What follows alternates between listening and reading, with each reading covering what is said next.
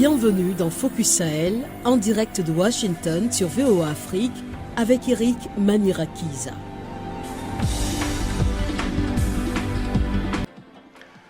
Bonsoir et bienvenue dans Focus Sahel, l'émission que vous propose VOA Afrique sur cette région à la croisée des chemins.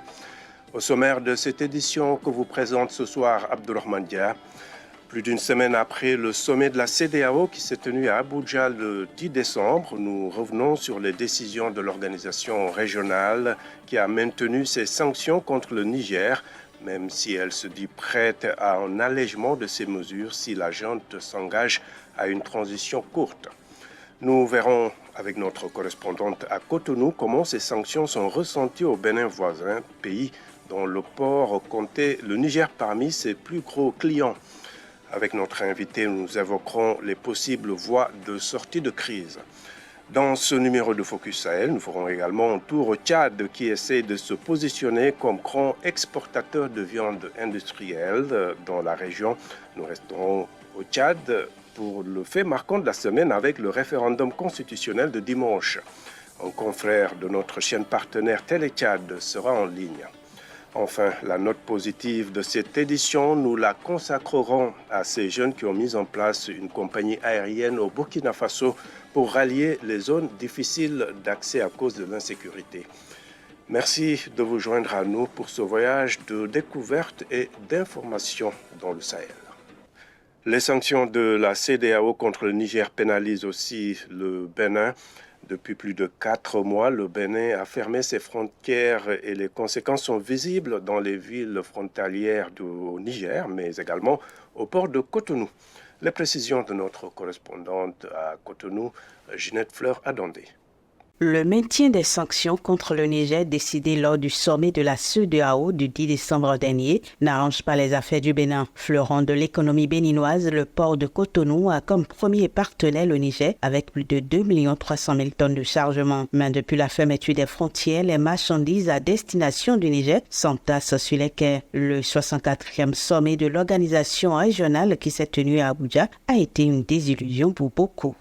Ça nous dépasse même, ça nous dépasse trop. Comme la frontière est fermée, rien ne passe comme avant. C'est une situation déplorable. C'est une situation qui aujourd'hui a mis un coup d'arrêt aux activités économiques. Il faut comprendre l'action du président de la République qui aussi respecte ce qu'on appelle une discipline de groupe. On a dit le coup de force n'étant pas une solution, c'est comme ça aussi son règlement par la force ne saurait être une solution. Nous pensons qu'il faut rapidement aller au dialogue pour que la situation de paix, la quiétude revienne au Niger et que les relations reprennent. C'est le peuple qui souffre actuellement parce que tout est cher, la vie de maintenant tout est cher. Pour certains, les nouvelles autorités nigériennes doivent faire des concessions en acceptant la médiation mise en place par la CEDEAO.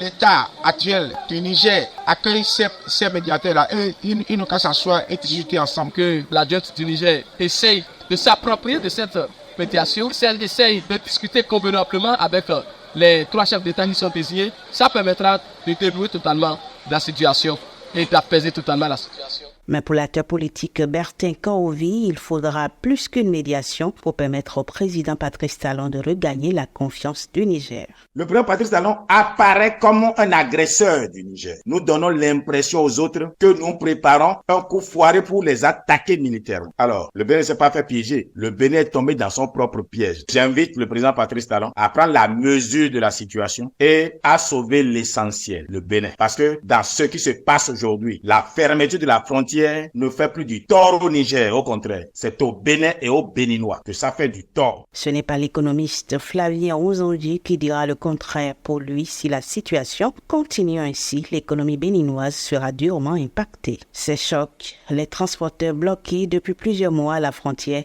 en savent assez. Notre budget est essentiellement fiscal. Donc, la fermeture des frontières fera qu'on ne pourra plus importer un certain nombre de biens. Ce qui fait que les recettes douanières vont baisser. Si cette situation perdure, il n'y a rien à faire, l'économie va s'adapter. Les gens vont se reconvertir dans d'autres activités. Donc, l'économie béninoise va connaître une adaptation, une restructuration et nous allons sûrement renforcer notre capacité à faire face à d'autres chocs dans l'avenir. D'autres pensent que le Bénin étant une plaque tournante pour le Niger, le Burkina Faso, Patrice Talon doit prendre une décision éclairée, loin des sanctions de la CEDEAO, au risque de voir le port de Cotonou remplacé par celui de Lomé. Il y a concurrence entre Bénin et Togo. Chaque fois, le Togo cherche à attirer des gens pour que les gens vont aller à Togo pour charger. Vous comprenez? Mais côté Bénin, ça nous avantage. Maintenant, moi, ce que je veux à Patrice Talon, lui, s'il dit demain, on peut ouvrir les frontières. C'est la guerre, ça ne nous inquiète pas. Il faut qu'on s'entende entre nous. Une mission du FMI avait séjourné à Cotonou il y a environ 3 mois et avait tiré la sonnette d'alarme sur le fait que le Bénin fait face à 2 chocs d'envergure en lien avec la fermeture des frontières avec le Niger à la suite des sanctions à caractère régional et certains changements de politique à la suite des élections au Nigeria. La mission avait appelé les autorités béninoises à trouver des solutions pour faire face aux implications socio-économiques et financières qu'entraînerait une fermeture prolongée de la frontière. De Cotonou, Ginette Fleur-Adandé pour VOA Afrique. Voilà, merci beaucoup Ginette, que nous avons maintenant en ligne de Cotonou. Ginette, bonsoir. Bonsoir Abdou. Alors les relations entre le Bénin et le Niger ne sont pas au beau fixe depuis donc l'imposition de ces sanctions de la CEDEAO. Est-ce que les autorités communiquent sur cela et essayent-elles de rassurer un peu l'opinion sur le manque à gagner pour l'économie béninoise? Je dirais pas suffisamment parce que dernièrement, le porte-parole du gouvernement, M. Wilfred Léon Rombedi, a déclaré que, en tout cas, que les relations entre le Niger et le Bénin sont au beau fixe et que le Bénin a toujours des relations particulièrement chaleureuses avec le peuple du Niger. Il a ajouté qu'il n'y avait aucune ombre sur le tableau des relations bilatérales et que tout ce qu'on observe n'était que communautaire et que tout ce que le Bénin a comme relation bilatérale avec le Niger n'avait pas été impacté par les sanctions de la CEDEAO. Alors donc le Bénin qui ne fait qu'appliquer en fait les décisions de la CEDEAO en fermant ses frontières avec le Niger. Est-ce qu'il y a des discussions officiellement au-delà de ce que vous venez de dire et est-ce que l'opinion est rassurée? L'opinion n'est pas rassurée puisque le syndicat des transporteurs ne fait que se plaindre chaque jour des manques à gagner.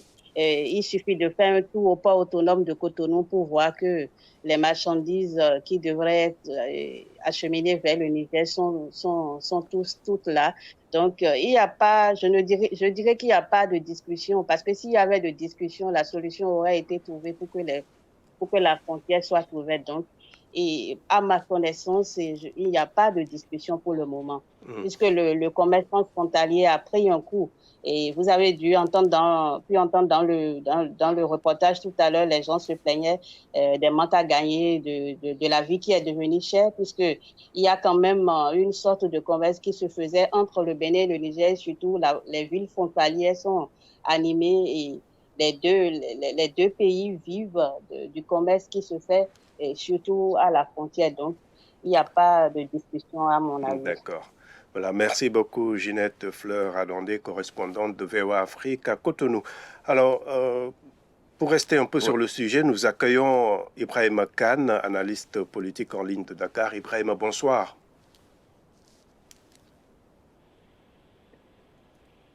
Ibrahima, vous êtes avec nous? Oui, vous m'entendez? Oui, je vous entends. Merci de nous rejoindre depuis Dakar. Alors, comme on l'a vu, entendu dans le reportage de Ginette, les pays sous sanctions ne sont pas les seuls à souffrir de cette situation. Comment est-ce qu'il faudrait s'y prendre? Alors, cette question des sanctions est une question importante et elle est tellement que des organisations de la société civile en Afrique de l'Ouest commence à élever la voix en demandant à la CEDEAO de revoir sa copie. Parce que l'idée de base, c'est de sanctionner l'État qui a commis une faute ou bien l'État qui est vraiment en marge du droit communautaire. Mais en réalité, quand on jette un regard sur les sanctions, on se rend compte que ça affecte pratiquement tous les pays de la région. Aujourd'hui, votre correspondante a parlé de ce qui se passe entre le Bénin et le Niger. Mais si on prend les sanctions qui avaient été prises contre le Mali, ça avait affecté l'économie sénégalaise, qui perdait l'équivalent de presque 3 à 4 milliards de francs CFA par jour. 80% de l'activité économique sénégalaise était en direction du Mali. Et donc, si le Sénégal est obligé d'appliquer les mesures de la CEDEAO, ça affectera plus le Sénégal que le Mali. Donc, il y a besoin de revoir la finalité de ces sanctions, de revoir le mécanisme lui-même pour que ce mécanisme-là soit efficace dans le sens où ça force l'État contre lequel ces mesures-là ont été prises à se démener, à prendre des initiatives allant dans le sens d'un retour à l'ordre constitutionnel. Tel ne semble pas être le cas pour le moment. Et justement, des ONG demandent aussi à la CEDEAO de laisser entrer l'aide humanitaire d'urgence via le Bénin. Est-ce que la dimension humanitaire est suffisamment prise en compte dans des situations pareilles? Pas du tout, pas du tout. Et l'action des ONG dont je parlais incluait justement cet aspect humanitaire, mais ça dépasse même l'humanitaire. Ça prend par exemple une dimension sanitaire, parce que les sanctions qui sont prises actuellement contre le Niger incluent l'interdiction de transporter des médicaments en direction du Niger, alors que contre le Mali, ces mesures-là n'avaient pas été prises. Donc vous voyez que dans ce processus politique assez compliqué, il y a vraiment nécessité de penser aux populations, même si on s'attaque aux dirigeants qui ne devraient pas être en place comme au Niger grâce à un coup d'État. Il faut que ces mesures-là soient repensées. Il faut que la CEDEAO réfléchisse aussi sur la manière de prendre ces sanctions. Parce que, Abdourahmane, si vous jetez un coup d'œil sur ce qui avait été décidé au début de la crise nigérienne, la CEDEAO a été obligée de revoir sa copie au plan politique. Elle savait que, et même, je dirais, au plan militaire, elle savait que cette invasion était pratiquement difficile. Et je ne sais pas si les dirigeants, en prenant la décision, avaient à l'esprit que les populations qui sont au Niger, qui peuvent être touchées par une sorte d'intervention militaire, étaient les mêmes populations au Nigeria, et que ces populations du nord du Nigeria allaient pour faire pression sur les autorités et la question pour que de ces actions militaires n'aient pas lieu. Donc, absolument, les opinions publiques dans ces pays revoir sa manière de prendre des décisions par rapport à des situations politiques assez complexes, parce qu'il y va aussi de l'efficacité de l'action de l'organisation. Et quand on parle d'efficacité, on parle aussi de crédibilité. Aujourd'hui, le fait qu'elle soit revenue à la raison, qu'elle accepte maintenant de discuter, de mettre de côté l'intervention militaire, montre à quel point cette organisation a perdu en crédibilité dans la sous-région. Et justement, Ibrahima, c'est un sérieux problème. La CEDEAO ouvre quand même la voie à un possible allègement des sanctions si le pouvoir militaire décide un peu de réduire la durée de la transition. Est-ce qu'on peut espérer un début de solution ou du moins de rapprochement? J'ai l'impression que Ibrahima ne nous entend pas. Ibrahima, vous êtes avec nous? Ibrahima? Oui, tu m'entends? Oui, on vous entend. Alors, je voulais terminer sur cette dernière question. La CEDEAO qui ouvre la voie à un possible allègement des sanctions, si le Niger revoit un peu à la baisse la durée de la transition, est-ce qu'on peut espérer un début de solution ou de rapprochement rapidement? Oui, je pense que le sommet a donné les clés de ce rapprochement, parce que le sommet a désigné 3 chefs d'État. Le sommet a mis pratiquement un terme à cette idée d'intervention militaire. Et le Niger, de son côté aussi, a officiellement demandé au Togo, qui a été choisi d'ailleurs comme... en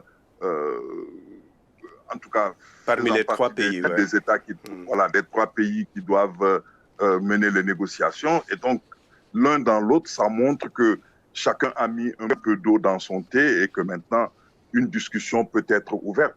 La question que je me pose, c'est maintenant quelle durée? Parce que le président du Niger avait dit au départ qu'il s'agissait de 3 ans. Même si une négociation doit aboutir à un dénominateur commun, ça tournera autour d'1 an et demi et 2 ans. Et voilà. 1 an et demi et 2 ans, c'est trop pour le coup de trop au Niger. Et je ne vois pas comment, après 2 ans, les militaires décideront d'aller dans les casernes. Je pense voilà, merci beaucoup, Ibrahima. Merci. Merci beaucoup d'avoir été avec nous depuis Dakar. Alors, je lis seulement 2 commentaires Facebook avant de marquer une pause. Hassan Garouza est à Niamey. Il nous dit que l'économie béninoise va s'effondrer puisque les marchandises du Niger ne vont plus transiter par le port de Cotonou. Et puis, Kébé Ibrahima est à Bamako. Il nous dit qu'au sein de la CEDEAO, il y a 2 poids, 2 mesures. On marque une petite pause, on revient après. Le Sahel, une région à la croisée des chemins. Focus Sahel, votre nouvelle émission sur VOA Afrique. Crise sécuritaire, montée de l'extrémisme et déplacement de populations à influence étrangère, VOA Afrique braque ses projecteurs sur la bande sahélo-saharienne pour vous aider à comprendre les enjeux qui sévissent dans cette région et les événements qui rythment la vie de ces pays. Retrouvez nos équipes à Washington et nos correspondants sur le terrain pour des reportages, des analyses et des interviews. Pour tout comprendre sur le Sahel, rendez-vous tous les mardis à 18h temps universel sur VOA Afrique, voaafrique.com. Au Tchad, le secteur de l'élevage est la pierre angulaire de l'économie, juste après le pétrole. Mais aujourd'hui, le pays cherche à utiliser son système pastoral pour devenir un poids lourd sur le continent africain dans les exportations de viande transformée. Suivant ce reportage de Delidiko. L'Aham Tchad est une usine de transformation de viande ultramoderne à N'Djamena. Elle est au cœur d'un projet visant à renforcer l'économie du Tchad en augmentant les exportations de viande vers les pays voisins. L'entreprise a pour objectif d'exporter la viande de 200 bovins et 400 petits animaux d'élevage par jour et concurrencer les viandes indiennes, argentines et brésiliennes. L'Aham a commencé à exporter de la viande congelée vers le Gabon en juin et vise également des marchés comme l'Égypte et le Nigeria. Ils avaient l'habitude d'abattre les animaux dans la rue. Aujourd'hui, nous avons mis en place une unité appropriée où nous pouvons appliquer toutes les normes de sécurité alimentaire et nous assurons que notre produit est sûr à 100%. La promotion de la viande en provenance du Tchad est une initiative logique puisque le pays compte 110 millions de têtes de bétail. Le secteur de l'élevage est déjà un des piliers de l'économie, le deuxième après le pétrole, et contribue à hauteur de 30% du PIB selon les chiffres de la Banque mondiale. Mahamat Ali, éleveur de bétail, estime qu'il ne sera pas difficile de répondre à la demande des nouveaux abattoirs. Nous sommes en mesure de leur fournir autant de bétail qu'ils veulent. Les abattoirs apportent des ressources à notre pays et nous allons les aider à soutenir les exportations. Mahamat Ali estime que le passage aux exportations de viande transformée pourrait remodeler le paysage économique du Tchad en générant des revenus et en créant des emplois. Mais la transition est complexe. Le système pastoral tchadien ne produit pas de bétail standardisé et l'approvisionnement en animaux de poids idéal et vaccinés reste un défi, tout comme la concurrence avec les exportations moins chères des pays industrialisés. L'Aham est détenue à 65% par Arise Integrated Industrial Platforms et 35% par l'État tchadien. Le directeur des partenariats nationaux de Arise, Abdelrazik Hassan Arabi, affirme que l'approche pastorale de l'élevage est un avantage. Cette manière de concevoir l'élevage au niveau du Tchad est la meilleure manière que nous puissions faire. Donc on est dans l'élevage qu'on appelle le pastoralisme. Donc on n'a pas voulu déranger le mode d'élevage qui se fait actuellement au Tchad. Et c'est par cet élevage que tous tout le programme a été bâti et c'est par cela que nous sommes en train de voir comment est-ce que nous allons conquérir tous les marchés au niveau international. Dans l'usine Laham, il est prévu de construire la première zone de quarantaine de bétail et la première ferme d'engraissement du Tchad. Cela fait partie de l'initiative plus large de Arise visant à créer 7 zones industrielles spécialisées avec un investissement de plus de 350 millions de dollars.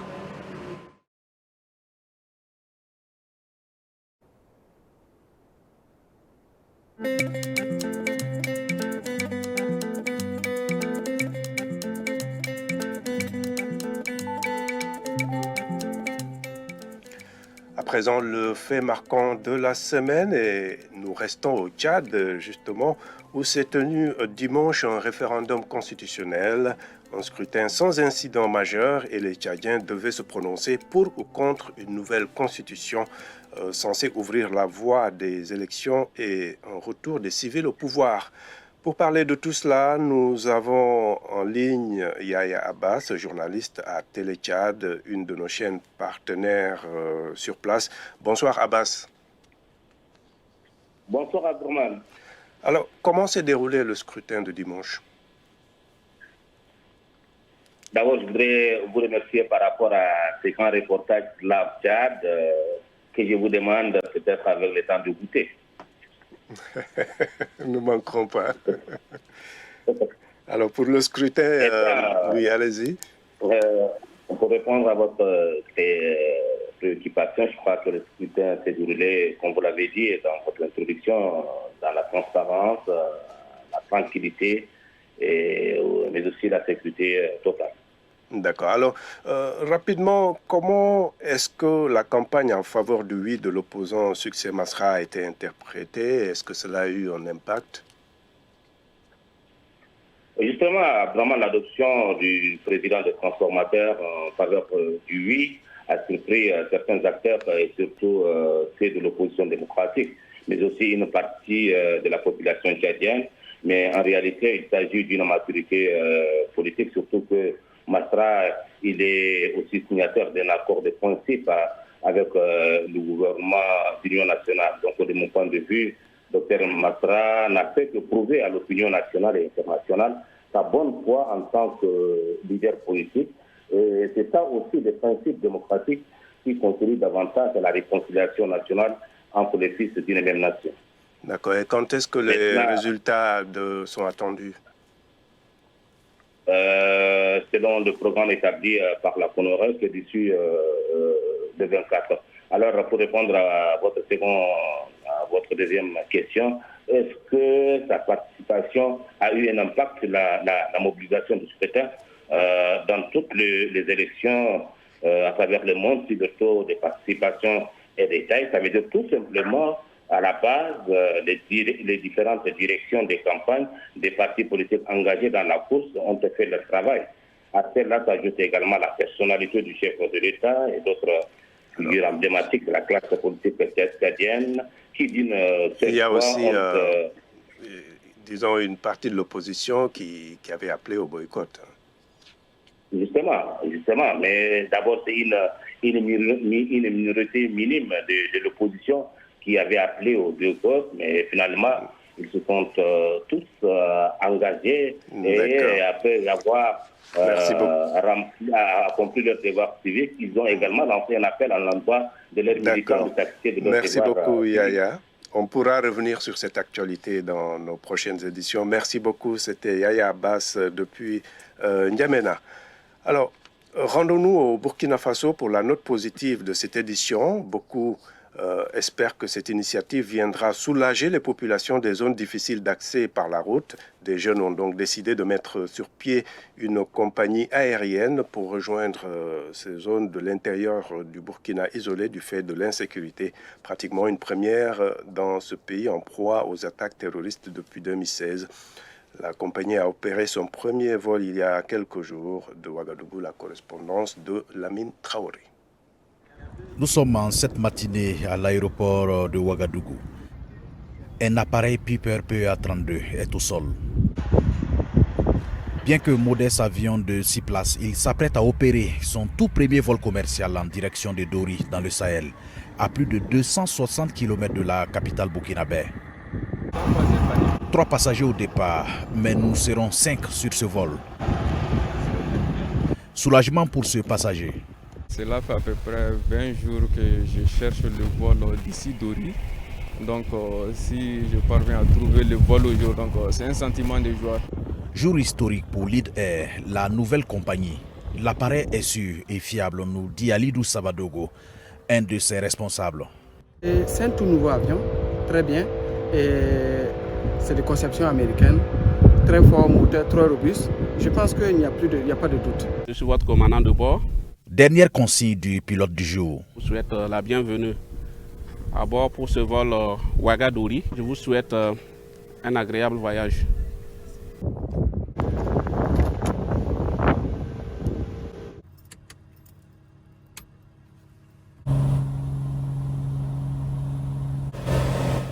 Nous voici dans les airs. Un peu plus d'une heure, nous sommes à Dori. La joie sur le visage de cet autre passager. Et normalement, depuis le jeudi, je devais rentrer à Dori. Donc il y a eu un souci, je suis venu par le convoi. Et donc j'attendais, c'était vraiment compliqué. Et ça, c'était vraiment une suite très favorable pour moi. À Dori, 4 passagers attendaient pour allier Ouagadougou. Ils sont des soldats, vous ne verrez pas leur visage pour des raisons de sécurité. 1 heure de vol, nous sommes de retour à Ouagadougou.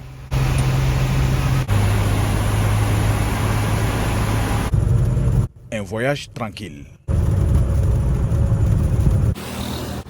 À Ouagadougou, au siège de la compagnie,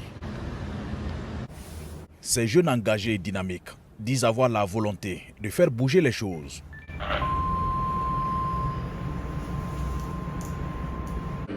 Le patron, c'est ce jeune, 34 ans, David Sano, un officier pilote de ligne de formation.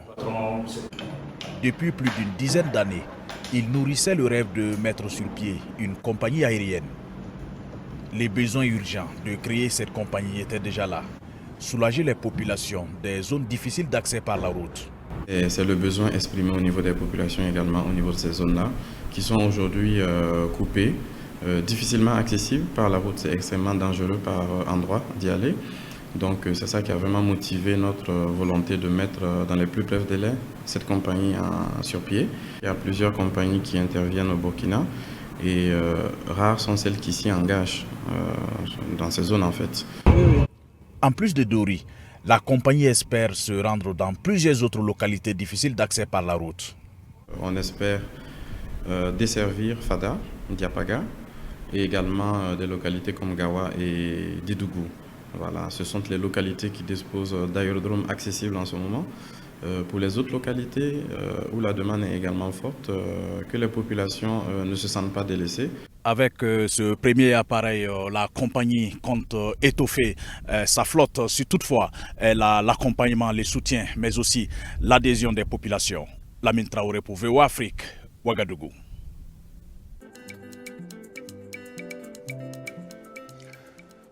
Merci beaucoup, Lamine, pour ce reportage. Je tiens à remercier tous ceux qui ont participé à cette émission depuis le continent. Je remercie toute l'équipe technique, Arzouma Compaoré, Lionel Gaïma. Moi, c'est Abdourahmane Dia au micro. Nous remercions tout le monde. Restez à l'écoute. N'oubliez pas de vous abonner sur la page Facebook de VOA Afrique et sur toutes nos plateformes digitales. Restez également sur FM.